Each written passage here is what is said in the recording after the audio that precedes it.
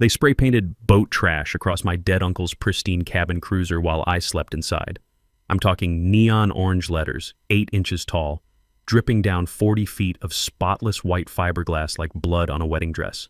The aerosol can's still hissing when I find it at 6 a.m. Whoever did this wanted me to hear it, smell those toxic fumes burning my nostrils, see my inheritance destroyed in real time. This boat survived 30 years of Colorado mountain storms without a scratch. Now it looks like a billboard of shame, visible from every house on the lake.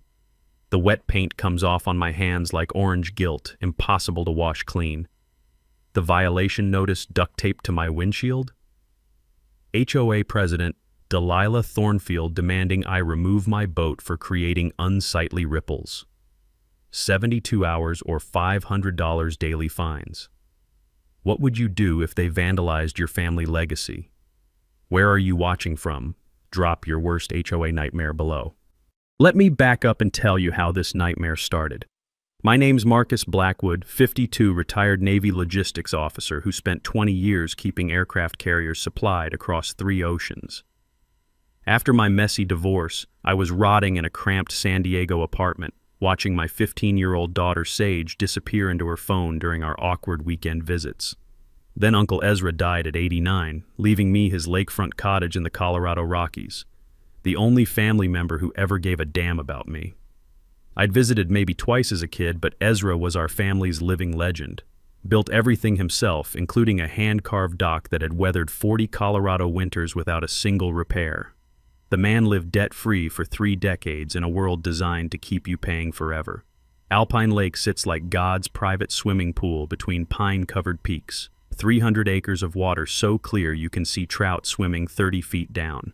Ezra's cottage is pure 1940s craftsmanship. Thick log walls, riverstone fireplace, and wraparound porch that smells like pine sap and old memories.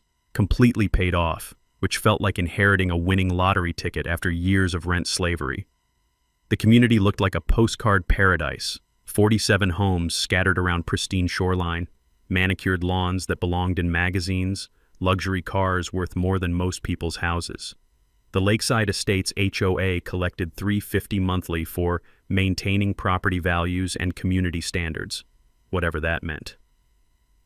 Then I met the dictator in khakis, Delilah Thornfield, 58, former corporate HR executioner turned HOA president for life.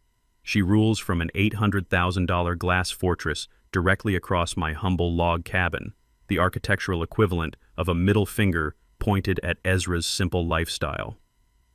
Her white BMW X7 sits in a circular driveway like a throne, never showing a speck of mountain dust. Delilah dresses exclusively in pressed country club uniforms, carries clipboards like weapons, and has issued 127 violation notices in 2 years. Neighbors whisper about her measuring grass with rulers, timing dog walks with stopwatches, and photographing violations with forensic precision. 2 families had already sold and fled her reign of suburban terror. The confrontation came week 2, 7 a.m. on my dock. I'm holding coffee, watching sunrise paint the mountains gold, when her designer heels start clicking across wooden planks like a countdown timer. Her department store perfume hits me like chemical warfare, flowery violence against the clean mountain air. Your boat creates unsightly ripples that disturb our peaceful lake aesthetic, she announces, clipboard raised like she's serving divorce papers. I glance at my 1985 Bayliner 3270, Uncle Ezra's pride and joy, meticulously maintained but showing honest age next to the neighbors' floating palaces. Ma'am, it's properly registered and insured. I'm well within my rights. Her smile could have cracked the dock planks. We'll see about that, won't we? What followed was psychological warfare disguised as community concern. Day 10. Certified violation notice. Day 15. Lawyer's threat about community standards. Day 20. Anonymous county complaint claiming I operated an unlicensed commercial vessel. Absurd since I used it for weekend fishing and evening cruises when Sage visited. Day 25 brought Delilah's masterstroke, a petition signed by 12 neighbors claiming my boat somehow destroyed their quality of life. According to these people, my diesel engine's gentle purr, quieter than their leaf blowers, shattered the morning serenity like a chainsaw concert. The mountain mist rises off the lake each dawn like ghostly fingers, and I started wondering how Uncle Ezra had survived here so peacefully. His old toolbox sat on the porch filled with decades of practical wisdom, but nothing prepared me for an enemy armed with HOA covenants and unlimited spite. That's when they destroyed his boat. That's when they made it personal. After discovering my vandalized boat, I did what any former Navy officer would do. I treated this like a military operation and started gathering intelligence on the enemy. First mission: infiltrate the county courthouse. 6 hours digging through HOA covenants in a basement that smelled like old paper and bureaucratic defeat. Most documents were standard suburban control nonsense: grass height tyranny, approved paint color fascism, the usual small-town dictator playbook. But something caught my eye in Section 12, original property owners maintaining certain grandfathered rights. Back in my Navy days, I'd learned that overlooked paperwork often contained the keys to victory. This felt like finding enemy submarine coordinates hidden in routine supply manifests. Next, I installed a security perimeter around my dock. 4 weatherproof cameras with night vision, the kind that could spot a raccoon stealing garbage at midnight.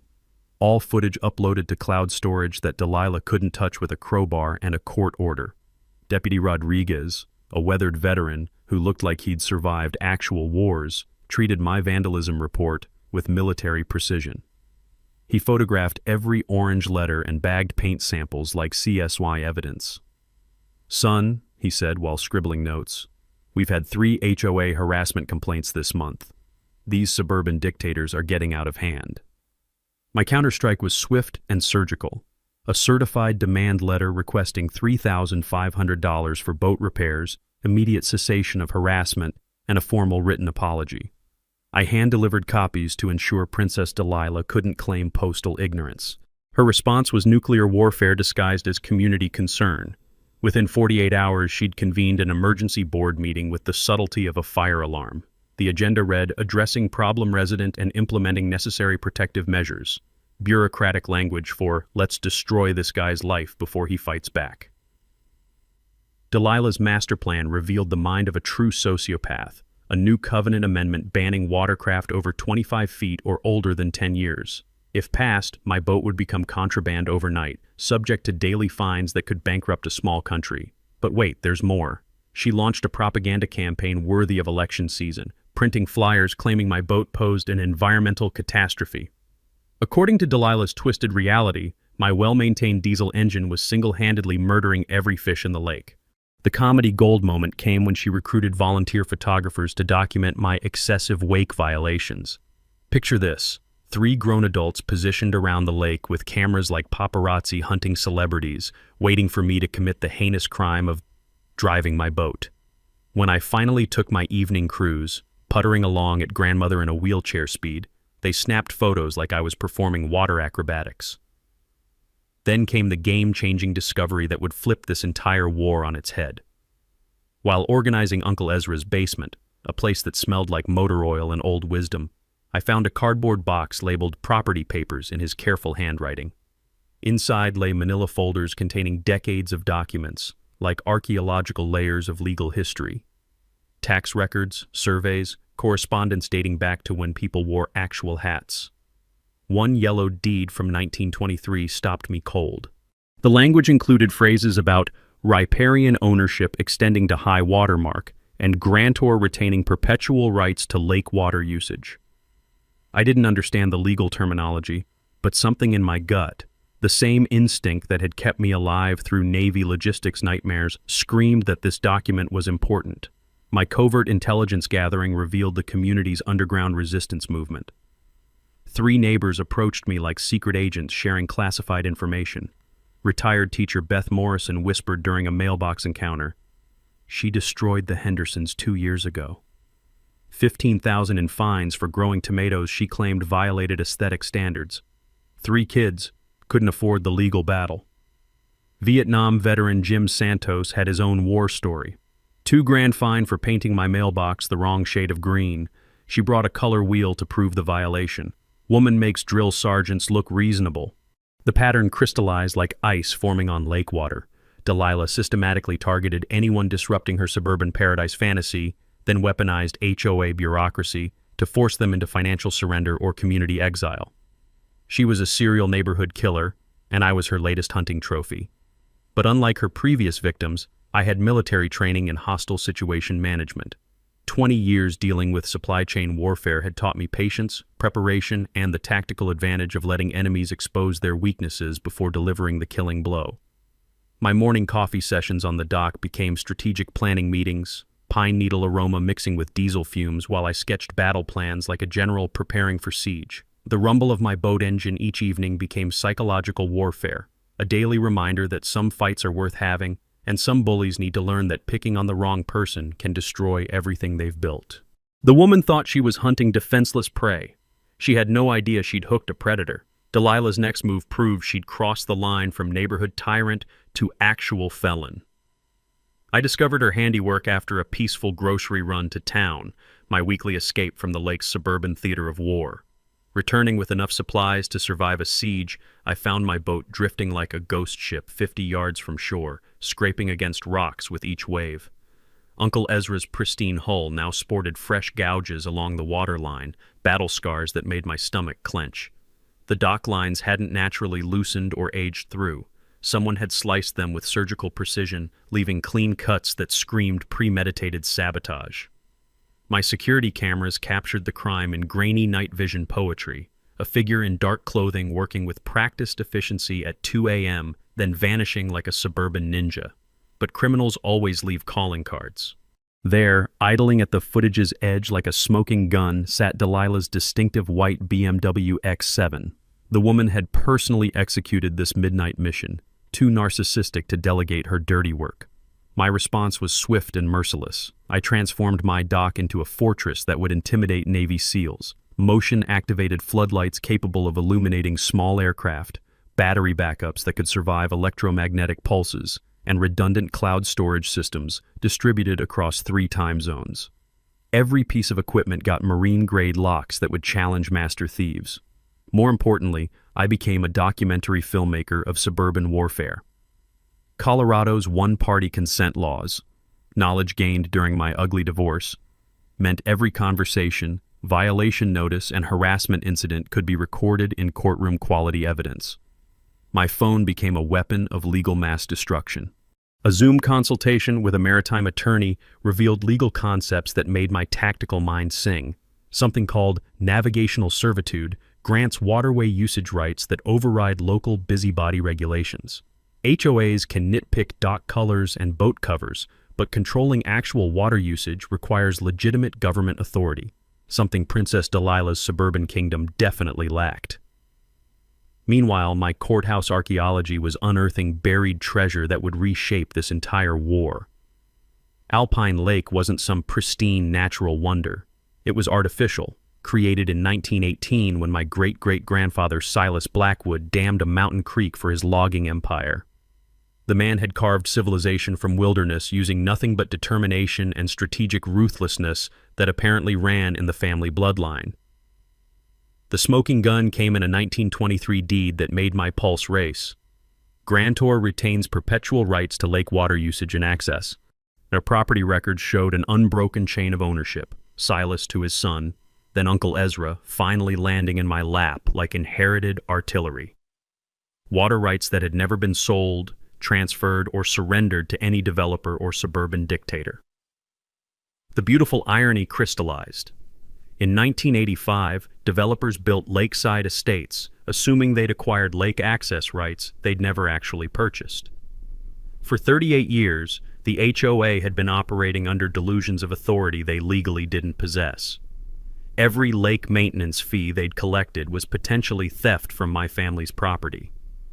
But Delilah was escalating faster than a rocket launch. She proposed a $5,000 emergency assessment disguised as environmental protection, but actually designed to fund extended legal warfare against me.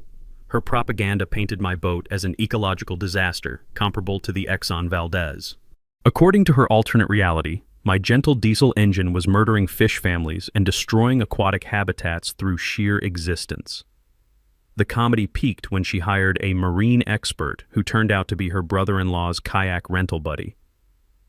This nautical genius produced a handwritten report on coffee-stained napkins, concluding that my 25-foot boat somehow generated more environmental damage than neighbors' 35-foot speedboats. His scientific methodology involved standing on shore squinting really hard at wave patterns. Delilah's Facebook propaganda ministry launched Save Our Lake with sunset photos and captions about protecting natural heritage from industrial-scale commercial exploitation. She posted images of my boat with descriptions that made it sound like a floating oil rig disrupting peaceful family swimming.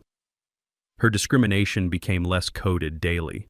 References to outside agitators and undesirable elements peppered social media posts, along with implications that my lifestyle choices threatened property values. Corporate HR departments would have fired her for less subtle bigotry. My underground intelligence network expanded as more neighbors shared resistance stories. The pattern was undeniable: systematic elimination of anyone challenging Delilah's suburban utopia fantasy. Families destroyed through financial warfare, forced into surrender or exile by a woman drunk on petty power. But I wasn't some helpless family with vulnerable children and crushing mortgages. I was a combat veteran with pension security, research skills, and mounting evidence that this entire HOA exceeded its legal authority by approximately 100%. Evening walks around what might legally be my private lake filled the air with pine needle perfume and children's laughter. Sounds of community joy being weaponized by a sociopath who'd declared war on military-trained opposition. She thought she was destroying a helpless victim. She'd actually awakened a predator with legal nuclear weapons. Delilah's desperation reached new heights when she decided to weaponize the legal system itself. The certified letter arrived on a Tuesday morning like a declaration of war, delivered by a postal worker who looked apologetic about carrying such obvious hostility. HOA Attorney Services, a law firm that specialized in suburban tyranny, demanded immediate boat removal under threat of a $10,000 fine lawsuit for covenant violations and community disruption. The letter's language dripped with legal intimidation designed to terrify normal homeowners into submission. They claimed I'd signed binding HOA agreements when inheriting the property, subjecting me to all current and future covenant modifications. 10 days to comply or face litigation that would pursue all available remedies, including monetary damages and injunctive relief. Translation: surrender or we'll bankrupt you through legal fees. My response was surgical precision wrapped in expensive letterhead. I hired Sarah Chen, a local property attorney whose reputation for dismantling HOA overreach made suburban dictators wake up screaming. Sarah's preliminary review of my water rights documentation made her literally laugh out loud during our first meeting. "Marcus," she said while examining Uncle Ezra's deed collection, "this isn't just a strong legal position. This is thermonuclear warfare disguised as property law." Sarah filed a preliminary injunction preventing the HOA from restricting my lake access while we prepared our nuclear option. Her counter-demand letter was beautiful in its simplicity: prove your authority over lake usage or withdraw all threats immediately. Meanwhile, my research had uncovered the legal equivalent of buried treasure. The 1985 developer who created Lakeside Estates had committed a fatal error in property acquisition. His warranty deed specifically excluded all water rights and riparian privileges from the sale to individual homeowners. The HOA covenants contained a gap so massive you could drive aircraft carriers through it. No legal authority over the lake itself. County records classified Alpine Lake as a private water body with riparian access rights, meaning whoever owned those rights controlled everything. The HOA had been collecting lake maintenance fees for 38 years without legal authority, like charging tolls on someone else's private road. But the real bombshell came when I hired a licensed surveyor to map exact property boundaries. Professional surveying revealed that my inherited property extended 30 feet further into the lake than anyone had assumed. Several HOA members' precious docks were technically trespassing on my riparian zone. Most satisfying of all, Delilah's decorative gazebo, her personal lakeside meditation pavilion where she plotted neighborhood destruction, sat entirely on my legal property. The woman had been conducting her war against me from land that I technically owned. Delilah's response to my legal counterstrike was predictably nuclear. An emergency board meeting approved a $25,000 legal budget, money that would have to come from homeowner assessments since the HOA's reserves couldn't cover extended warfare. She contacted a local newspaper reporter with hints about environmental concerns and community safety issues. attempting to manufacture public pressure through media manipulation. Her most desperate move involved the State Parks Department. Delilah filed complaints claiming I needed commercial permits for my boat, despite obvious evidence of private recreational usage. When that failed, she organized a community safety meeting, implying my vessel posed navigational hazards to children and elderly swimmers. The underground resistance movement was growing stronger as neighbors witnessed Delilah's increasingly unhinged behavior. Beth Morrison shared documentation of previous harassment campaigns, families forced to remove playground equipment deemed aesthetically inappropriate, elderly residents fined for using medical equipment that violated visual standards, young couples bankrupted over mailbox height violations measured with carpenter's levels. Jim Santos revealed the most damaging intelligence: HOA financial records showing a pattern of expensive legal battles that drained community funds while enriching Delilah's preferred law firms. She'd been using association money to fund personal vendettas, turning neighbor disputes into profit centers for attorneys who encouraged extended litigation. The Stewart artist provided psychological insight that explained everything. She targets anyone who represents independence or creativity, Maria Stewart observed during a clandestine coffee meeting. Your uncle lived here for decades without bowing to her authority. You inherited that same independence, and it threatens her entire power structure. Her husband David added the crucial detail: 3 other families have left in the past 5 years. All of them were original property owners with grandfathered rights that complicated her control schemes. The pattern was crystal clear. Delilah systematically eliminated anyone whose legal status challenged her authority. She couldn't tolerate property owners who predated her regime, especially those with rights that superseded HOA jurisdiction. But I had military training in patience and strategic planning. While she exhausted resources on desperate legal maneuvers, I was building an airtight case that would destroy her authority permanently. Every harassment incident, every false claim, every abuse of HOA power was being documented with prosecution-quality evidence. The autumn air carried the scent of victory mixed with pine needles as I planned the final phase of this suburban war. Delilah thought she was drowning an enemy. She was actually filling her own grave with evidence that would bury her regime forever. The time for defensive operations was ending. Phase 2 would be total warfare. The document that would detonate Delilah's entire empire arrived on a Wednesday morning disguised as routine legal paperwork. Sarah's paralegal had been conducting what lawyers call a comprehensive title search, basically archaeological excavation through a century of property records. What she discovered made Sarah call an emergency meeting that would change everything. "Marcus," Sarah said, spreading documents across her conference table like battle plans. "Sit down before I tell you this. You don't just own water usage rights, you own the entire lake." The words hit me like a lightning strike. Every drop of water, every inch of lake bed, every fish swimming beneath the surface. All of it belonged to me through an unbroken chain of inheritance dating back to 1918. The legal revelation was stunning in its simplicity. When Silas Blackwood built his dam and created Alpine Lake, Colorado water law granted him absolute ownership under prior appropriation doctrine. First valid claim wins everything. His 1923 deed transferring surrounding land parcels specifically retained all water rights, lakebed ownership, and exclusive riparian privileges in perpetuity. Those rights had passed through 4 generations of Blackwood men like a hidden inheritance, forgotten but never legally surrendered. Uncle Ezra had owned this lake for 30 years without realizing the full extent of his power. Now that nuclear authority had landed in my lap. Sarah's research revealed the crushing scope of HOA violations. For 38 years, every homeowner around Alpine Lake had been trespassing on my private property. Every dock, every swimming platform, every boat launch, every decorative gazebo, all constructed without permission on land and water that belonged exclusively to me. The financial implications were staggering. The HOA had collected $847,000 in lake maintenance fees over 4 decades, money extracted illegally from homeowners for services performed on someone else's private property. Every assessment, every improvement project, every dollar spent on lake-related activities constituted theft from my family's estate. But the most delicious irony involved Delilah personally.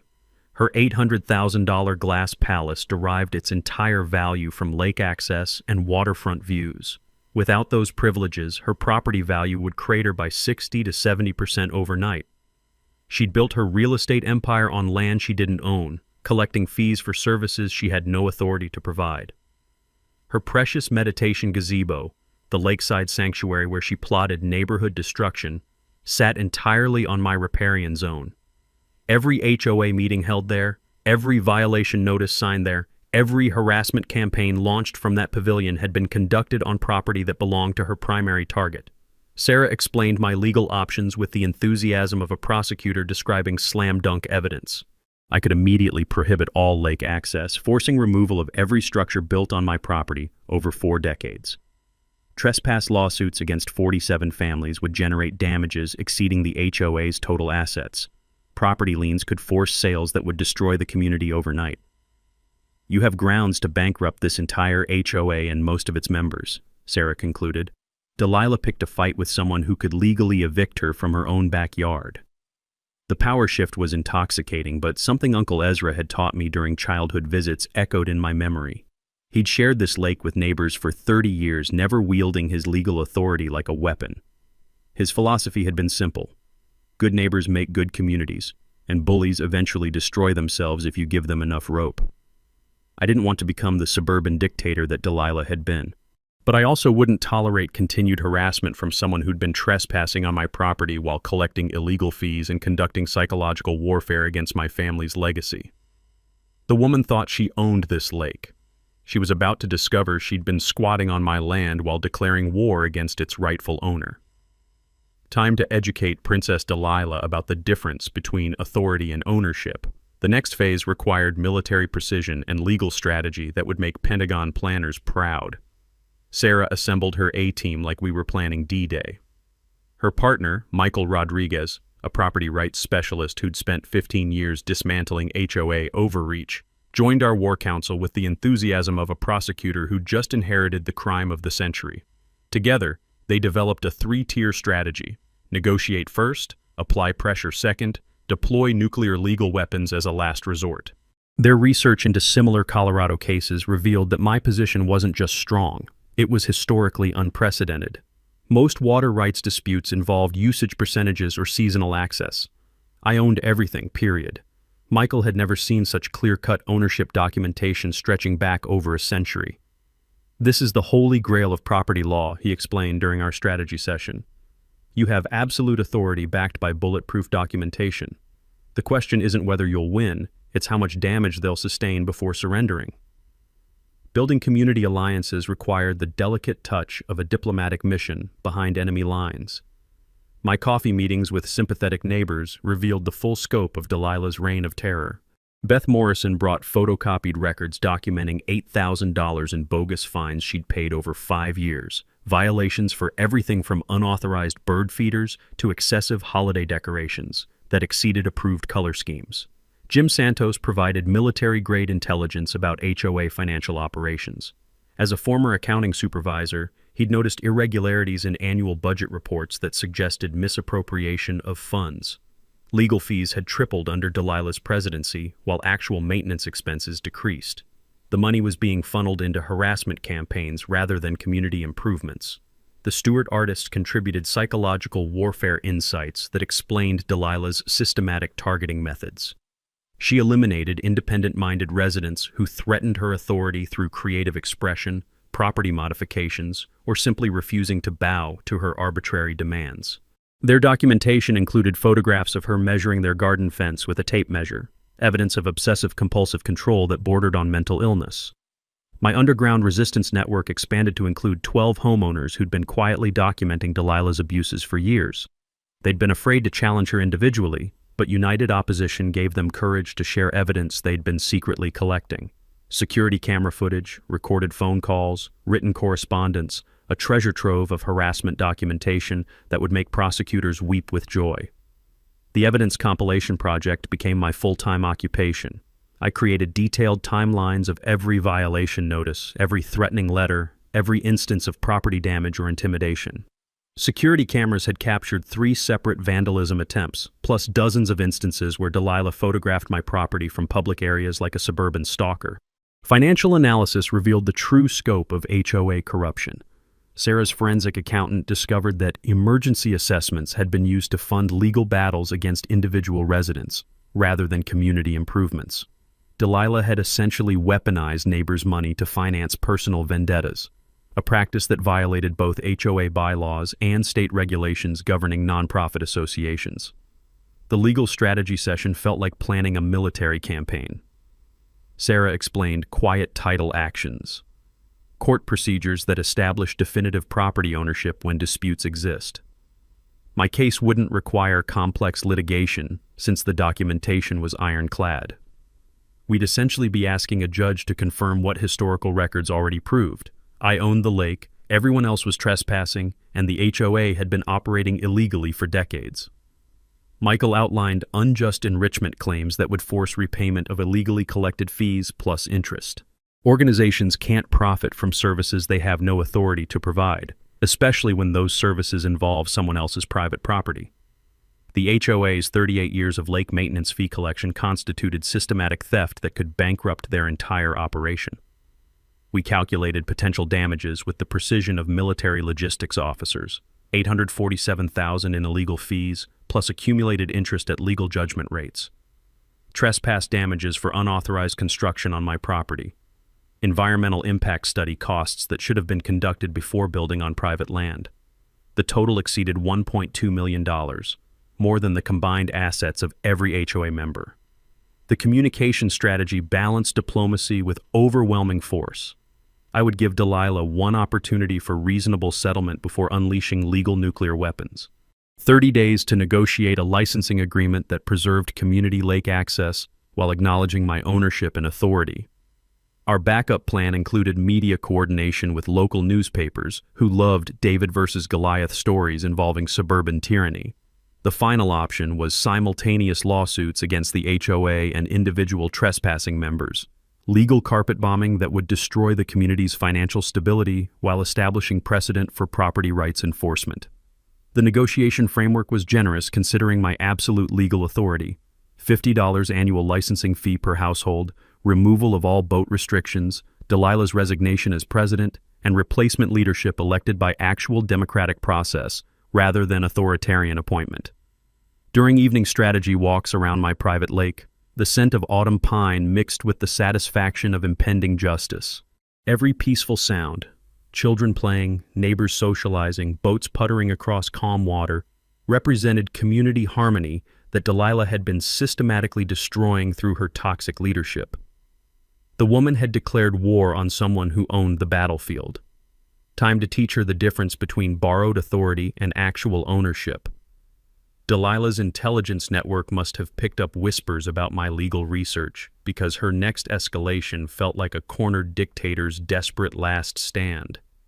The emergency HOA board meeting she called had all the subtlety of a military coup. Her agenda proposed an immediate $50,000 legal defense fund, financed through emergency assessments that would hit every homeowner like financial carpet bombing. But the real agenda item was her suggestion to hire a private investigator to dig up character evidence against me, suburban warfare disguised as due diligence. "We need to know who we're really dealing with," she announced to her rubber-stamp board members. "Military backgrounds can indicate aggressive tendencies that threaten community safety." Her desperation was showing like cracks in a dam ready to burst. The sabotage attempts escalated to levels that would make CIA operatives proud. My dock's electrical connection mysteriously failed during a convenient storm, cutting power to security cameras for 12 critical hours.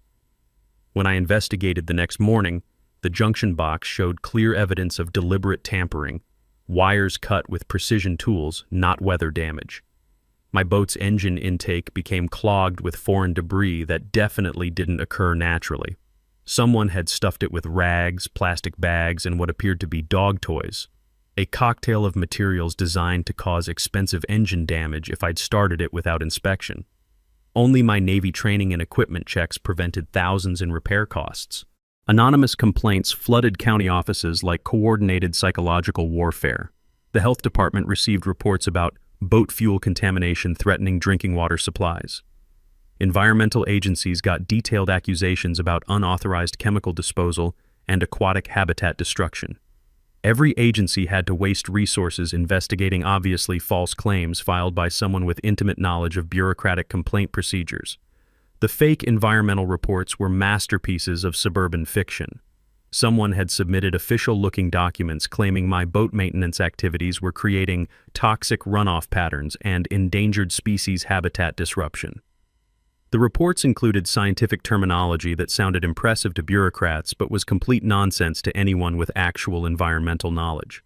Meanwhile, my silent preparation was building an evidence fortress that would withstand nuclear assault. I installed backup security systems with cellular connectivity that couldn't be sabotaged through electrical tampering. Hidden cameras and waterproof housings provided redundant coverage from angles Delilah couldn't anticipate. Every harassment incident, every false report, every act of vandalism was being documented with prosecution-quality evidence that would make federal investigators jealous. Water quality testing became my secret weapon against environmental false claims. I hired a certified laboratory to conduct comprehensive analysis that would prove my boat posed zero contamination risk. The results were beautiful. Pristine water quality with pollutant levels below detection limits.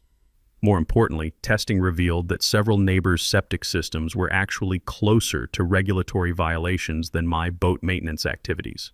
The environmental consultant I retained, a legitimate expert with PhD credentials, provided detailed analysis proving that my boat's impact was negligible compared to natural lake processes.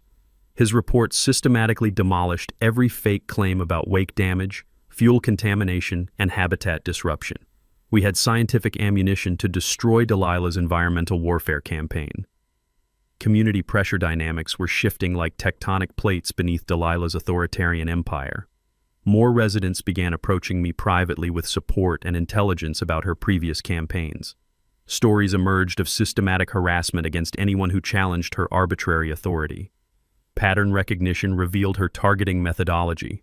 Identify independent-minded residents, manufacture violations, escalate financial pressure until they surrendered or fled.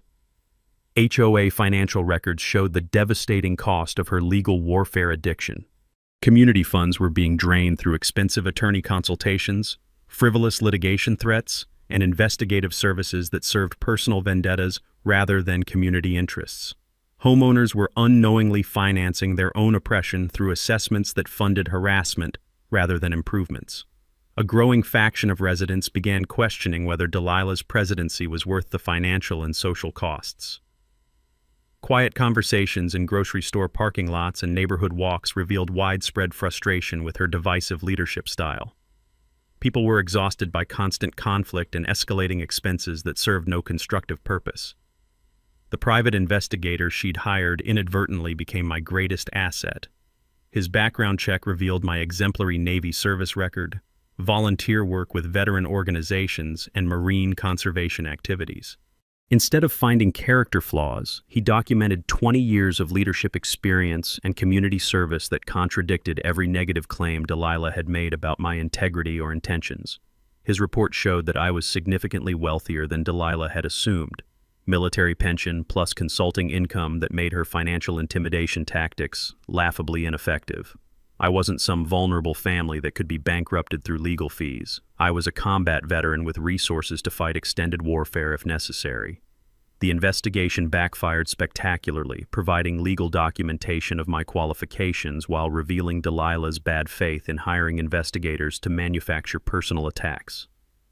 Evening walks around what I now knew was my private lake filled the air with autumn pine perfume and the distant sound of Delilah's empire crumbling.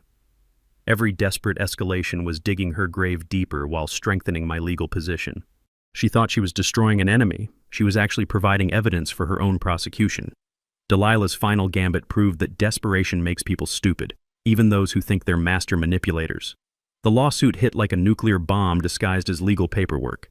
HOA versus Marcus Blackwood, filed in district court with enough dramatic flair to make soap opera writers jealous. $100,000 in damages for lost property values caused by defendants' willful violation of community standards and deliberate disruption of peaceful residential enjoyment. The complaint read like fiction written by someone who'd confused anger with evidence. According to Delilah's alternate reality, my boat had single-handedly destroyed the community's real estate market through industrial-scale recreational activities and environmental degradation visible from satellite imagery. She claimed my diesel engine created noise pollution comparable to commercial shipping operations, despite measuring decibel levels quieter than most lawnmowers.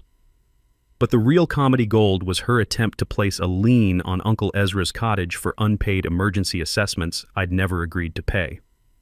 She'd essentially declared war on someone she assumed was financially vulnerable, not realizing I had military pension security and legal resources that could outlast her entire operation. Her hired marine engineer produced a report so obviously fabricated it belonged in a museum of legal malpractice. This expert concluded that my 25-foot boat generated more wake damage than neighbors' 35-foot speedboats through mysterious displacement physics that violated basic laws of hydrodynamics.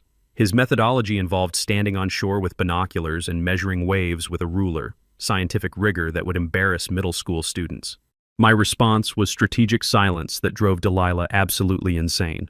While she burned through community money on frivolous litigation, I documented every false claim and excessive legal expense for future damages calculations. Sarah advised letting the HOA spend themselves into bankruptcy while we built our nuclear counterattack. Every dollar they wasted on baseless lawsuits would become evidence of bad faith litigation when we revealed my lake ownership. The bribery attempt came disguised as a neighborly peace offering. Delilah approached me during my evening dock maintenance with the fake smile of a used car salesman closing a desperate deal.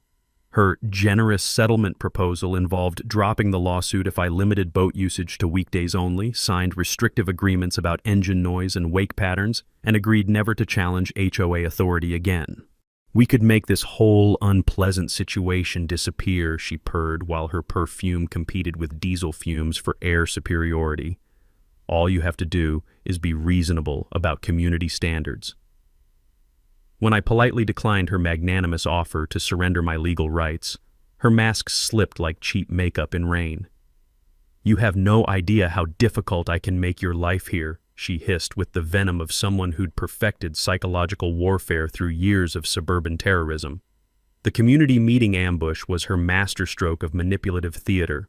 She scheduled a mandatory HOA assembly ostensibly about budget planning and community safety concerns, but the real agenda was public execution disguised as democratic process. The meeting room was packed with her allies, loaded with misleading handouts about boat violations, and choreographed to force an emergency vote on comprehensive boat restrictions before I could mount effective defense. Her opening presentation was propaganda worthy of totalitarian regimes. Enlarged photographs made my boat look like an aircraft carrier invading peaceful waters. Charts showed environmental damage trends that correlated my boat usage with completely unrelated lake condition changes. Testimony from concerned residents painted me as an aggressive outsider disrupting generations of community harmony. 3 expert witnesses delivered rehearsed performances about boat-related safety hazards, noise pollution, and environmental destruction. Their credentials included owning kayaks, reading boating magazines, and watching nature documentaries. Scientific methodology involved measuring my boat's wake with pool noodles and timing engine noise with smartphone apps. Sarah's presence at the meeting was strategic psychological warfare. Her expensive suit, legal briefcase, and court reporter's notebook sent signals that this wasn't just neighborhood drama anymore. When she announced my countersuit for harassment and property damage, several board members went visibly pale as they realized potential personal liability for knowingly supporting frivolous litigation. The character assassination campaign reached desperate heights as Delilah portrayed me as an aggressive military operative whose boat represented potential security threats to community safety. She implied my Navy background indicated violent tendencies, suggested my evening cruises were surveillance operations, and claimed my security cameras violated neighbors' privacy rights. But her support network was cracking under pressure like ice in spring sunshine. Board members began questioning legal expenses that threatened to bankrupt the community through Delilah's personal vendetta. The treasurer expressed concerns about fiduciary responsibility when association funds were being used to finance individual harassment campaigns. Several longtime residents expressed frustration with escalating conflict that served no constructive community purpose. My underground allies provided spontaneous character defense that demolished Delilah's propaganda. Beth Morrison publicly described my assistance with elderly neighbors' dock repairs. Jim Santos mentioned my donation to the local school's environmental education program. The stewards shared stories about my helpful advice during their own boat maintenance projects. The room's atmosphere shifted as residents realized they'd been manipulated into funding personal warfare rather than community improvement. Delilah's empire was collapsing from within as people discovered the financial and social costs of suburban tyranny. Time for the nuclear revelation that would end this war permanently. The Alpine Lake Community Center had never hosted a more dramatic showdown than the monthly HOA meeting that would detonate Delilah's empire. 67 residents packed into a room designed for 40, tension thick enough to cut with a chainsaw. Local newspaper reporter Janet Mills positioned herself strategically with camera and recorder after receiving an anonymous tip about a David versus Goliath property rights battle with shocking revelations. County Sheriff Deputy Rodriguez sat in the back corner, summoned by Delilah's complaints about potential community disruption from my aggressive military background. Sarah Charlie accompanied me like a legal bodyguard, carrying bankers' boxes filled with historical documents, survey maps, and presentation materials that would reshape this community forever. Her confidence radiated the energy of a prosecutor holding smoking gun evidence in a murder trial. Delilah opened with theatrical fury worthy of Shakespeare's villains. "Tonight we address the crisis threatening our peaceful community," she proclaimed from the makeshift podium, gesturing toward me like I was a war criminal. "This emergency motion will ban Marcus Blackwood's boat immediately, protecting our lake from further environmental destruction and restoring the tranquility we've cherished for decades." Her enlarged photographs made my boat look like an industrial disaster. Charts displayed wake damage patterns and noise pollution data that would have impressed propaganda ministers. She demanded I pay $15,000 in emergency lake restoration assessments while removing my inappropriate vessel within 48 hours. "We have overwhelming community support," she announced, waving her manufactured petition like a battle flag. "It's time to choose between one person's selfish recreational demands and our collective quality of life." The room buzzed with nervous energy as residents contemplated voting to destroy their neighbors' property rights based on fabricated evidence and manipulated emotions. That's when I politely requested 10 minutes to respond before any voting occurred. Sarah began distributing copies of historical deed research to every attendee while I connected my laptop to the wall projector. The 1923 property deed appeared on screen in enlarged glory, its century-old language about perpetual water rights and exclusive lake ownership clearly visible to everyone present. "Ladies and gentlemen," I said with the calm authority of someone holding nuclear weapons, "I don't just have the right to use this lake. I own it. Every drop of water, every inch of lake bed, every fish swimming below the surface belongs to me, through unbroken inheritance from my great-great-grandfather who created this lake in 1918. The silence was deafening. You could have heard a pin drop into that crystal-clear water that apparently belonged to me. Sarah's laser pointer traced property boundaries on the projected survey map, highlighting the devastating scope of community trespassing. Every dock, every swimming platform, every boat launch, and every structure touching this lake sits on Marcus's private property. For 38 years, the HOA has been collecting fees for maintaining someone else's land without legal authority. Audible gasps rippled through the crowd as the implications sank in like stones thrown into deep water. Delilah's face turned white as fresh snow, then red as sunset, then green as lake algae as she processed the complete destruction of her legal position. "That's impossible!" she shrieked, abandoning all pretense of dignified leadership. "Those documents are forgeries. Legal technicalities. We have prescriptive rights from decades of community usage." Deputy Rodriguez leaned forward with professional interest as tensions escalated toward potential violence. Janet Mills's camera captured every moment of Delilah's public meltdown for tomorrow's front-page story. The documentary evidence was overwhelming and undeniable. Chain of title showing unbroken water rights ownership from 1918 to present.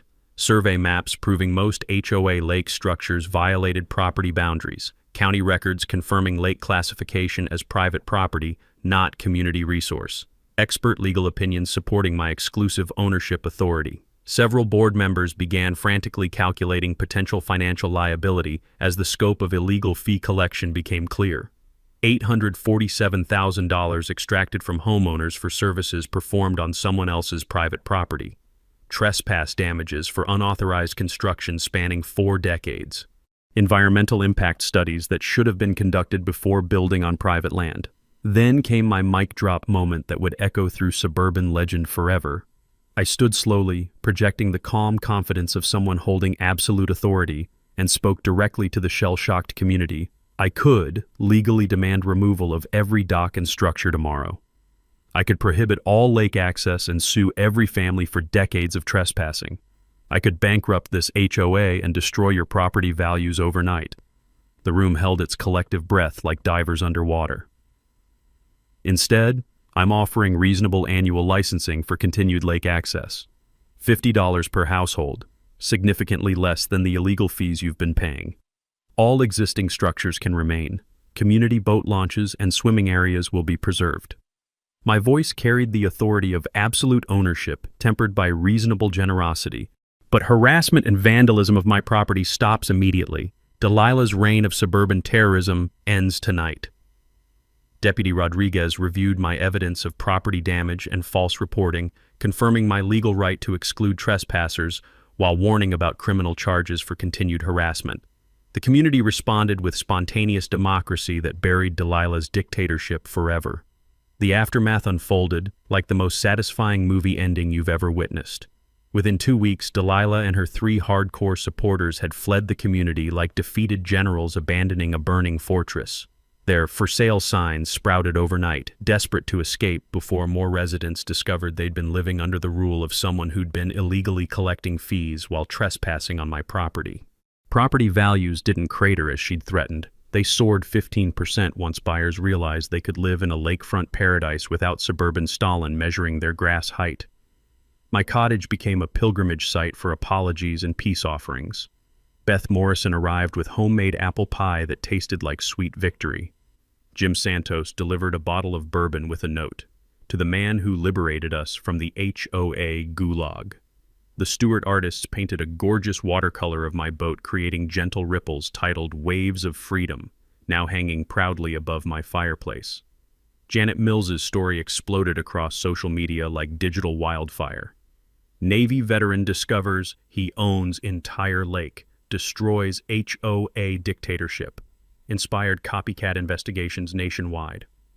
Homeowners from Florida to Washington started digging through their own property deeds, discovering forgotten rights that predated suburban tyranny. My victory became the template for fighting back against petty authoritarians who mistake clipboards for crowns. The legal resolution was poetry in motion. The HOA settlement of $50,000 covered every penny of my costs, while Sarah negotiated ironclad protections against future harassment. Delilah avoided criminal prosecution by signing agreements that essentially banished her from ever holding community authority again. She slithered away like a snake fleeing sunrise, leaving behind a community finally free to breathe. The transformation under new leadership was miraculous. Beth Morrison's presidency brought teachers' wisdom and grandmothers' love to replace Delilah's toxic dictatorship. Monthly dues plummeted 40% through efficient management focused on actual improvements, rather than financing personal vendettas. They eliminated 83 harassment categories, turning community guidelines from criminal code into neighborly suggestions. My licensing agreement generated comfortable income while preserving lake access for families who'd called this place home for decades. $50 annually per household, less than most people spend on coffee monthly, replaced the illegal fees that had drained budgets while enriching no one except lawyers. The personal healing began when Sage spent her entire summer with me, transforming from sullen teenager visiting divorced dad into confident young woman who could dock a boat and identify every fish species in our lake. Her friends filled the water with joyful screams instead of legal documents, creating memories that Uncle Ezra would have treasured. But the crown jewel of this victory was the Alpine Lake Conservation Scholarship, $5,000 annually for students studying environmental science or property law. 3 years running, our recipients have gone on to protect watersheds and fight HOA corruption across the western states. Settlement money that could have bought toys instead became investment in justice that will outlive us all. The broader impact exceeded my wildest dreams. Our case became required reading in law schools, inspiring Colorado's HOA Accountability Act that forces suburban dictatorships to prove their authority before imposing restrictions. Sarah's law review article has been cited in 43 successful property rights cases. helping families reclaim freedoms they never knew they'd lost. Delilah's cosmic comeuppance was absolutely perfect. Her Arizona gated community proved that karma has a wicked sense of humor. Within 6 months, she was battling $1,000 fines for unauthorized wind chimes and pool equipment that violated community aesthetic standards. The hunter became the hunted, the enforcer became the victim, the dictator learned what it feels like to live under someone else's arbitrary authority. Every morning now, I sit on my dock watching sunrise paint the mountains gold, while steam rises from coffee that tastes like freedom. Children's laughter bounces across water that legally belongs to me, but spiritually belongs to everyone who understands that home should be sanctuary, not battlefield. My boat's gentle ripples spread across the lake like rings of justice, reminding everyone that one person standing up to bullies can liberate entire communities from tyranny. Uncle Ezra's legacy became a weapon for justice rather than a target for harassment, exactly as he would have wanted. The American flag flying from my boat's stern isn't provocation anymore. It's peaceful symbol of rights defended, community restored, and proof that ordinary people can defeat extraordinary corruption when they fight smart instead of surrendering. Drop your HOA nightmare in the comments. You could be featured in next week's HOA Stories episode. Smash that subscribe button to see more neighbors fighting back against suburban tyrants, and hit the notification bell because next week we're exposing an HOA that tried to ban the American flag itself. You've been watching HOA Stories, where entitled Karens get a reality check. If this episode gave you secondhand rage or satisfaction, hit that like, leave your take in the comments, and subscribe so you're the first in line for more weekly HOA chaos.